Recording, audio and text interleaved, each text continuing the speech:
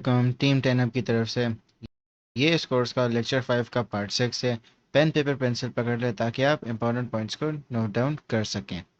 दोस्तों, pattern based trading को continue करते हुए हम बात करेंगे अब फॉलिंग वेज और राइजिंग वेज चार्ट पैटर्न्स की।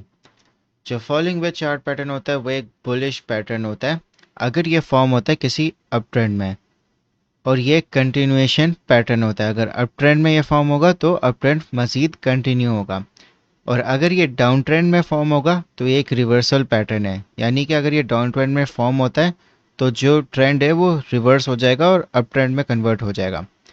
इसी तरह जो राइजिंग वेज है वो एक बेरिश पैटर्न है। ये फॉर्म होता है एक डाउन ट्रेंड में और ये कंटिन्यू करता है डाउन ट्रेंड को।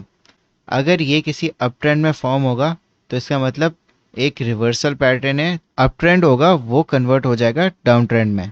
जो वेज का शेप होता है वो बिल्कुल इस तरह का होता है, समझ लें एक पिज़्ज़ा स्लाइस की तरह होता है।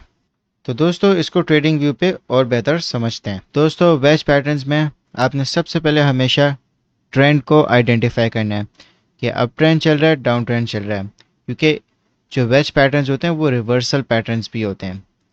तो अगर ये अप ट्रेंड चल रहा है, जैसे फॉलिंग वेज एक बुलिश पैटर्न है, तो इसका मतलब कि मज़ीद अप ट्रेंड कंटिन्यू होगा। और अगर ये डाउन ट्रेंड में चल रहा होता तो ये उस ट्रेंड को रिवर्स करके अप ट्रेंड में कन्वर्ट कर देता। तो आपने सबसे पहले आइडेंटिफाई करना है ट्रेंड को। फिर उसके बाद आप देखोगे प्राइस एक्शन में कि एक कंसोलिडेशन होगी। टाइट कंसोलिडेशन इसलिए क्योंकि आपको जो ट्रेंड लाइंस में आपको जो प्राइस एक्शन है वो स्क्वीज आउट होता हुआ नज़र आएगा। तो आपने मेन चीज़ ये देखनी है कि उसके जो 4 पॉइंट्स एटलीस्ट वैलिड हों, यानी कि रेजिस्टेंस पे, फिर सपोर्ट पे प्राइस एक्शन आए, फिर दोबारा रेजिस्टेंस पे आए, फिर सपोर्ट पे प्राइस एक्शन आए। ये आपकी ट्रेंड लाइंस के विद इन जो प्राइस एक्शन है वो मूव करे। एटलीस्ट 4 पॉइंट्स को वैलिड होना चाहिए, और अगर 6 हैं तो बहुत अच्छा है, आपका पैटर्न और अच्छा है। तो जब इसकी कंसोलिडेशन हो जाएगी फिर एकदम से वॉल्यूम आएगा और एक ब्रेकआउट होगा। ब्रेकआउट होगा और फिर एक पुल बैक आएगा, फिर उसके बाद ट्रेंड कंटिन्यू होगा।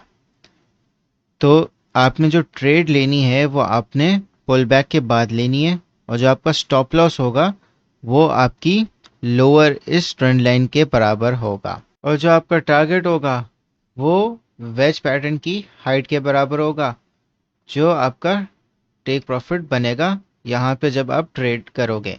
तो आपका टेक प्रॉफिट इस लेवल पे बनेगा। तो आपने हमेशा ट्रेड ब्रेकआउट के बाद करनी है, और पुल बैक जब इसका हो जाए यहाँ पे आपने ट्रेड करनी है। आपने इस लेवल्स पे ट्रेड नहीं करनी, क्योंकि ये पैटर्न फॉर्म हो रहा होगा, आपको नहीं पता कि ये पैटर्न वैलिड है या नहीं होगा। तो आप हमेशा ब्रेकआउट का एटलीस्ट वेट करना और ट्रेंड लाइंस बना लेना, और ये जो पॉइंट्स अगर ये वैलिड हैं तो फिर आपका पैटर्न सही है। तो आपने ट्रेड इस पॉइंट पे करनी है और अपना स्टॉप लॉस यहाँ पे रखना है इसकी लोअर ट्रेंड लाइन पे। अब जो राइजिंग वेज है वो बिल्कुल ऑपोजिट है फॉलिंग वेज का।